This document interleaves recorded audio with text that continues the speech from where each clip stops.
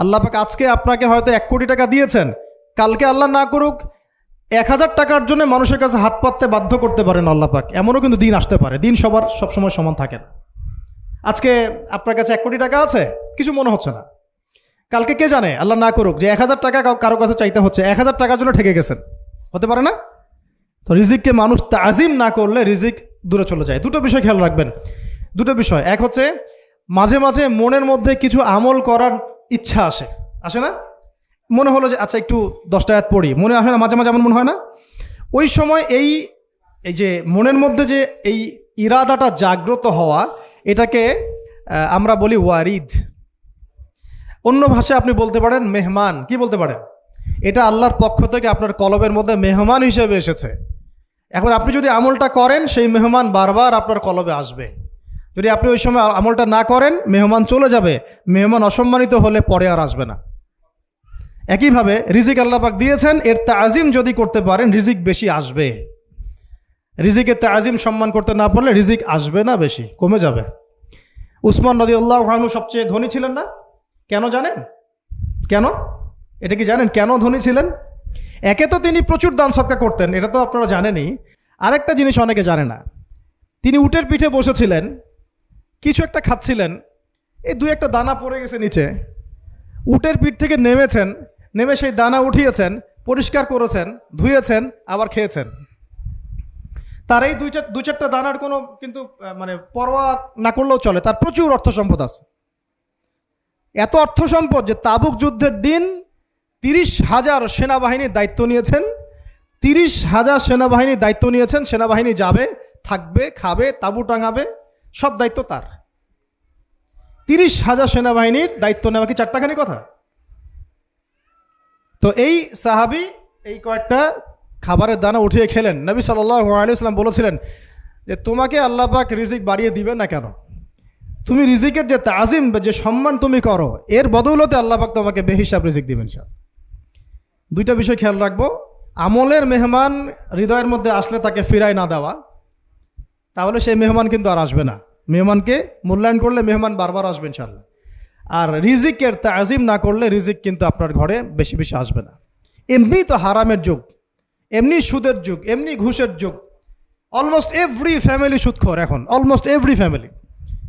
মেয়েরা স্পেশালি যারা শাশুড়ি টাইপের, আপনারা মাইন্ড করেন না, তাদের সাইকোলজি যে এতই নিচে নেমে গেছে এখন যে আমার মেয়ে জাহান্নামে যায় যাক, হ্যাঁ আমার মেয়ে জাহান্নামে যায় যাক, সমস্যা নাই, দুনিয়াতে সে যেন ভালো থাকে। এটা কেন বললাম? একটা সুদখোরের ঘরে তুলে দিতে সে দ্বিধাবোধ করতেছে না, একটা দুর্নীতিবাজের ঘরে তুলে দিতে দ্বিধাবোধ করতেছে না, একটা ঘুষখোরের ঘরে তুলতে দ্বিধাবোধ করতেছে না, হ্যাঁ একটা মানে কি বলবো মাদক সেবী, ড্রাগ অ্যাডিক্টেড বা এই যে আর কি বলবো ফাসেক জালেম, এই ধরনের ঘরে উঠাই দিতেও সে দ্বিধাবোধ করছে না। 5তলা বাড়ি চাই আমার, আর কি আমার মেয়ে 5তলা বাড়ি থেকে সুখে থাকবে। এই যে সুখের ডেফিনেশন এখানে দিয়েছেন আপনারা। এই জন্য কত হাজার হাজার মেয়ের জীবন নষ্ট করে দিয়েছেন আপনারা। আমার কথা মাইন্ড করে না, হাজার হাজার মেয়ের জীবন মায়েরা নষ্ট করে দিয়েছে, শুধুমাত্র মেয়েদের দুনিয়াবি সুখ এর সংজ্ঞাটা বুঝতে ভুল করার কারণে। এর নাম যদি সুখী হইতো তাহলে অমুসলিমরা সুখী না কেন? পশ্চিমারা সুখী না কেন? ওরা আত্মহত্যা করে কেন? এভাবে মেয়েদের জীবন নষ্ট করেছেন। অথচ অল্প যদি হালাল রিজিকও হতো, আল্লাহ পাক তাকে বরকত দিতেন, সুখে থাকতো। তা আল্লাহ পাক আপনাদেরকে রিজিকের মূল্য বোঝার, তাজিম করার তৌফিক দান করেন, আমিন। তো অনেক ভিতরে চলে যাচ্ছে আমি, সময় আমাদের হাতে আরও শর্ট হয়ে আসতেছে। তো এখানে একটা কথা বলে দিব যে রিজিকের প্রসঙ্গ যেহেতু আসছে, যে হালাল খেতে হবে আমাদেরকে, হারামের দ্বারস্থ হওয়া যাবে না। আপনার স্বামী যদি হারাম খায়, আপনি স্বামীকে বুঝান, তাকে ওই চাকরি ছেড়ে দিতে আপনি উৎসাহিত করেন। আমি আপনাদেরকে একটা অনেস্টির সাথে একটা কথা বলি, যত এই যে প্রশাসনে যত ঘুষখোর আছে, ঠিক আছে, যত দুর্নীতিবাজ আছে, যত মাদক সেবী আছে, মাদকের ব্যবসায়ী আছে, যত সুদখোর আছে, এরা সবাই কেন এই খারাপ কাজগুলো করে জানেন? তার স্ত্রীকে ভালো রাখার জন্যে, তার মাকে ভালো রাখার জন্যে, তার সন্তানদেরকে ভালো রাখার জন্য। তাহলে স্ত্রী হিসেবে, সন্তান হিসেবে, মেয়ে হিসেবে আপনি বলবেন যে আমাদের এইসব ভালোর দরকার নাই আব্বু, হে আমার প্রিয় স্বামী, আমার এসব ভালোর দরকার নাই। হে আমার ছেলে, আমার এসব ভালোর দরকার নাই, তুই হালাল পথে থাক, ওইখানে তুই আমাকে ডাল ভাত খাওয়া, আমি খুশি আছি। এইভাবে আপনারা তাদেরকে মোটিভেট করেন, দেখবেন সমাজে হারাম কমে গেছে ইনশাআল্লাহ। আর হারাম খাওয়া এই ছেলে মেয়েগুলোও কিন্তু মানুষ হবে না। হারাম খাওয়া যে ছেলে মেয়েগুলো রক্ত মাংস করে উঠছে, এরাও কিন্তু মানুষ হবে না। আল্লাহ পাক আমাদেরকে হালাল খাওয়ার তৌফিক দান করেন, এবং হালালের জন্য আপনাদের ভূমিকা অনেক বেশি।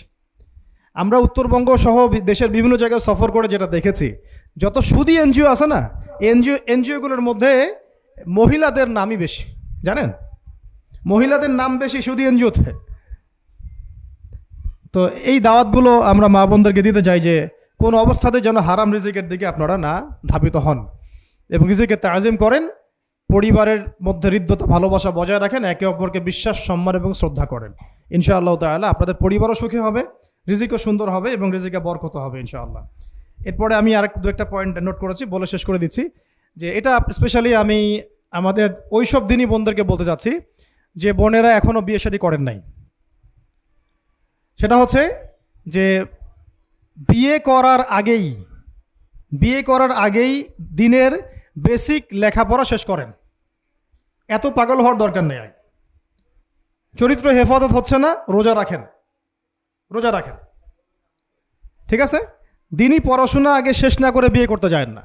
বহু আলেমা যারা মাদ্রাসা লাইনের ছাত্রী ছিল, দিনই পড়াশোনা শেষ না করে বিয়ে পিড়িতে বসার কারণে কেরিয়ার ধ্বংস হয়ে গেছে।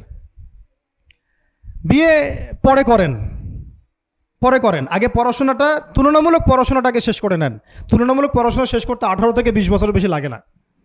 যদি আপনি শুরু থেকে শুরু করেন, একদম 18 থেকে 20 বছর হতে হতে আপনার পড়াশোনা মোটামুটি শেষ হয়ে যাবে। আর যে সাবজেক্টগুলো বললাম আমি, ওইগুলোই বেসিক পড়াশোনা। এখন এটা হয়তো সবার ভাগ্যে নসিব নাও হতে পারে, সেক্ষেত্রে বিকল্প অপশন আমরা যাব। কিন্তু আগে মূলনীতি হচ্ছে একটা লেভেল পর্যন্ত পড়াশোনা করার পরেই বিয়ে করেন, কারণ বিয়ের পরে আপনার যত রেসপন্সিবিলিটি আসবে, এটা তখন পড়াশোনা মেনটেন করা এতটাও সহজ না, প্রায় অসম্ভবের পর্যায়ে পড়ে যায় আর দু একটা বাচ্চা কাচ্চা হয়ে গেলে তো তখন আর কোনো কথাই নাই। তাহলে আপনারা কি আমাদেরকে আয়েশা রাদিয়াল্লাহু আনহার মতো একটা প্রজন্ম দিতে পারবেন না? যদি এটা আপনাদের উদ্দেশ্য হয়, সেক্ষেত্রে কি পড়াশোনা শুরু থেকে করা উচিত না? এখন এই সুযোগটা আমাদের সব বোনদের সামনে হয়তো থাকে না, এই জন্য আমরা বললাম যে বিকল্প অপশনগুলোতে আপনারা দিন শেখার চেষ্টা করেন। আর এরপরে যখন বিয়ে করবেন, পড়াশোনা মোটামুটি শেষ হয়েছে, বিয়ে করবেন, এখন 18-20 বছর বয়স হয়ে গেছে, এখন আল্লাহর ওয়াস্তে দুনিয়াবি বিষয়কে সর্বোচ্চ অগ্রাধিকার দিয়েন না। আজীবন পস্তাবেন, এবং একবার পস্তানো শুরু করলে এই পস্তানো আজীবনও শেষ হবে না। তখন মেইল করে মেসেজ করে কোনো লাভ হবে না, কারণ আপনি বিয়ের আগে দিনকে প্রাধান্য দেন নাই, বরং দুনিয়াকে প্রাধান্য দিয়েছিলেন। আপনি বিয়ের আগে দিনকে প্রাধান্য দেন নাই, বরং দুনিয়াকে প্রাধান্য দিয়েছেন। যখন আপনি সবসময় পরকালকে, আল্লাহকে, তার রাসূলকে প্রাধান্য দিবেন, দিনকে প্রাধান্য দিবেন, দুনিয়া আল্লাহই গুছিয়ে দিবেন। আর যখন আপনি দুনিয়াকে সর্বোচ্চ অগ্রাধিকার দিবেন, দিন আপনার কাছ থেকে দূরে সরে যাবে। দিনের একটা গায়রত আছে, একটা ব্যক্তিত্ব, দিনের একটা স্বতন্ত্র গায়রত আছে, সে সবার কাছে ধরা দেয় না। যে তাকে মূল্যায়ন করে তার কাছেই দিন আসে, যে তাকে মূল্যায়ন করে না তার কাছে দিন আসে না। তো দিনদার ছেলেকে প্রাধান্য না দিয়ে বিয়ে করতে যায় না, জীবনটা ধ্বংস হয়ে যাবে। হ্যাঁ, আমি বলছি না দিনদার ছেলে মাদ্রাসাতেই থাকে, না, ইঞ্জিনিয়ার লাইনেও থাকতে পারে, ডক্টরও হতে পারে, ইঞ্জিনিয়ারও হতে পারে, কিন্তু এটা বাহ্যিকভাবে এটাকে জাস্টিফাই করাটাও ডিফিকাল্ট। কিছু কিছু ক্রাইটেরিয়া দেখে আপনি একটু আন্দাজ করতে পারেন, পুরোপুরি হয়তো কখনোই বুঝতে পারবেন না। সেটা হচ্ছে দিনের প্রতি তার ফিকির কেমন, দিন নিয়ে তার কাজ কেমন, তার লাইফস্টাইল কেমন, তার পরিবার কেমন, কোন পরিবেশে সে বড় হয়ে উঠেছে, তার একাডেমিক্যাল সার্টিফিকেট কেমন, তারপরে তার দাওয়াতের মেহনতে অ্যাক্টিভিটিস আছে কিনা, বা ব্যবসা হালাল কিনা, বা চাকরিটা হালাল কিনা, নামাজ ঠিক আছে কিনা, তার মধ্যে সুন্নাহ আছে কিনা, এগুলো কিছু কিছু বাহ্যিক সাইন যেগুলো দেখে আমরা একটা আইডিয়া নিতে পারি।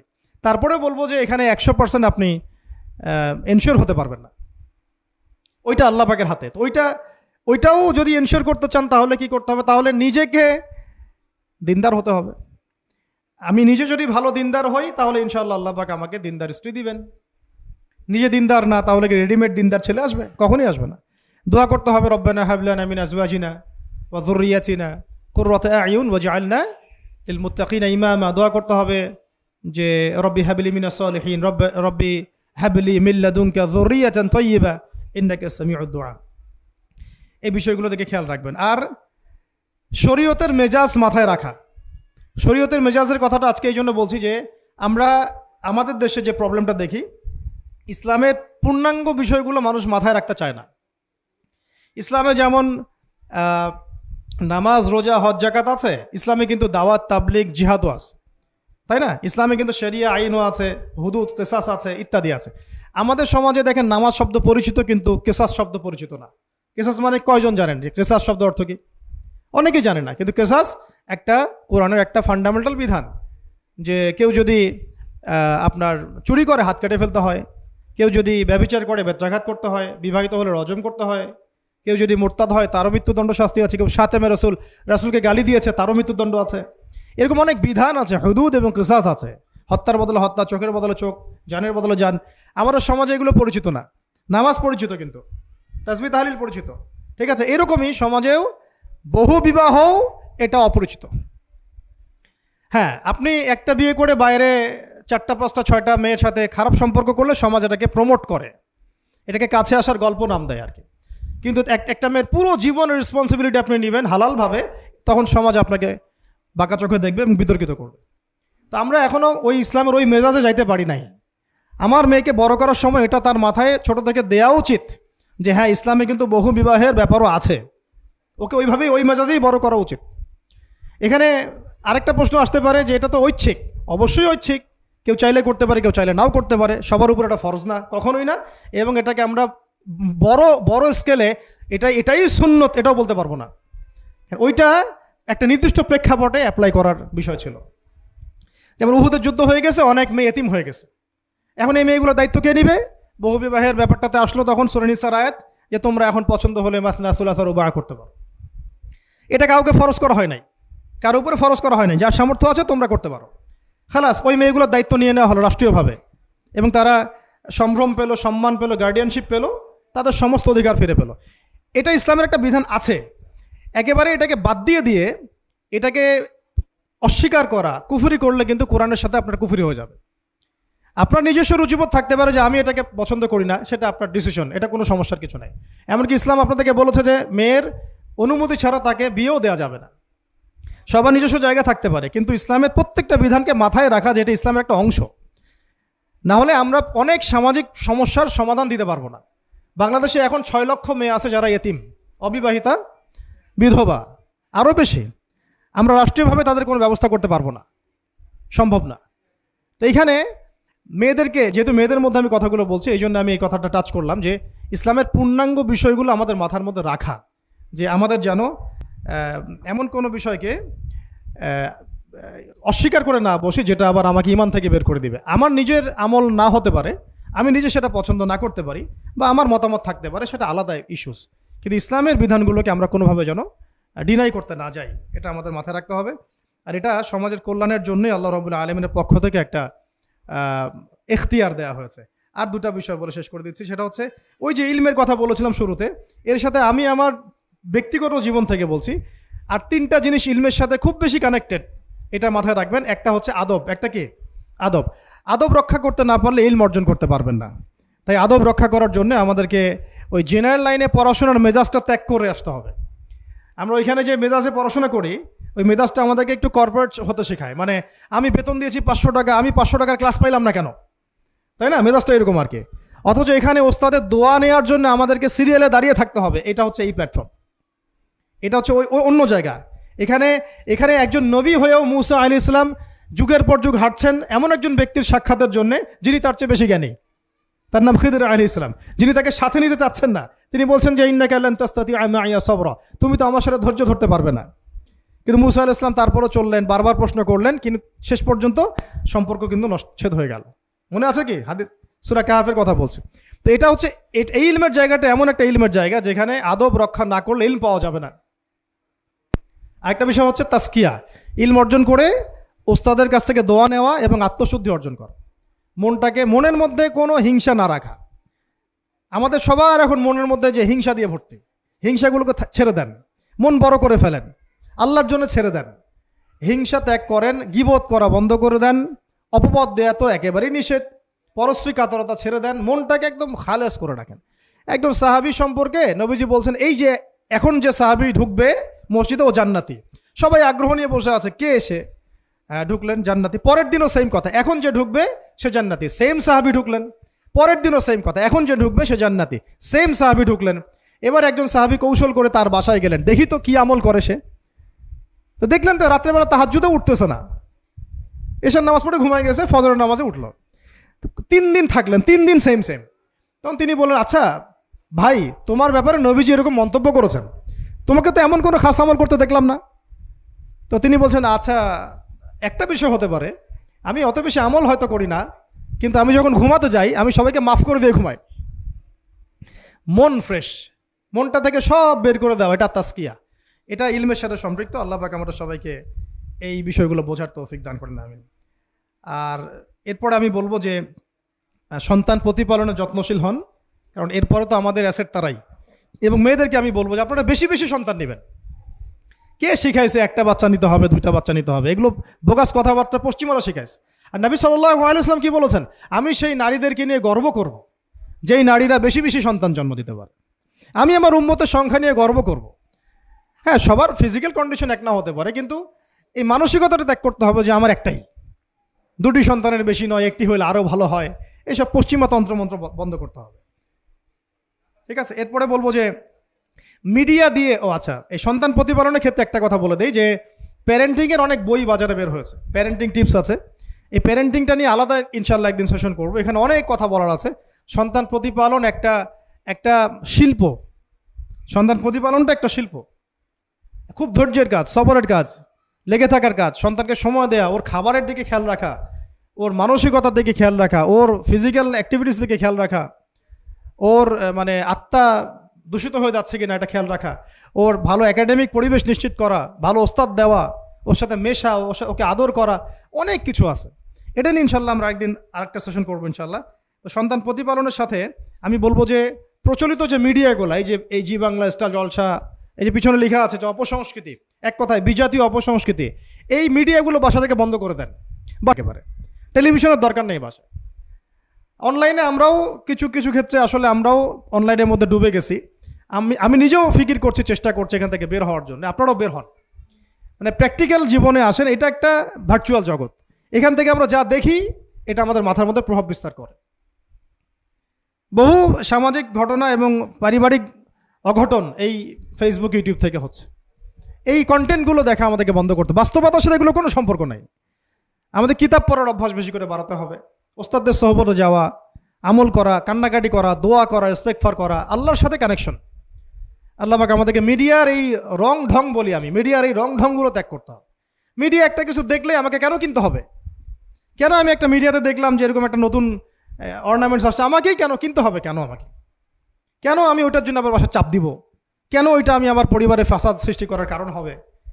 প্রয়োজন নাই। আর আমাদের মানে মাদ্রাসার মেয়েদেরকেও এসব থেকে দূরে রাখতে হবে, মিডিয়া থেকে দূরে রাখতে হবে। মানে সব মিডিয়া উপকারী না, বরং মিডিয়ার মধ্যে 99%ই ইসলামিক মিডিয়া না।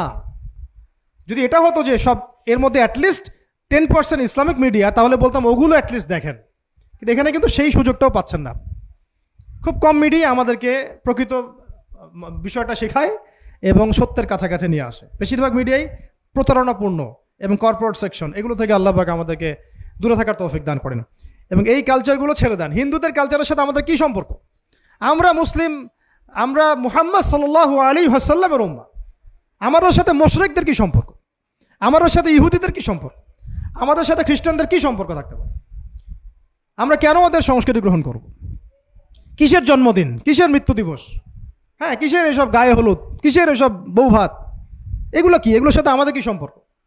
আমাদের সাথে সম্পর্ক হচ্ছে হিজাবের, সালাতের, তাসবির, সিজদার, জায়নামাজের, আতরের, খুশবুর, মিসওয়াকের। আমাদের সাথে এগুলোর সম্পর্ক। আমাদের সাথে সম্পর্ক হিজাবের। আমাদের সাথে সম্পর্ক ইসলামিক ক্যালিগ্রাফির,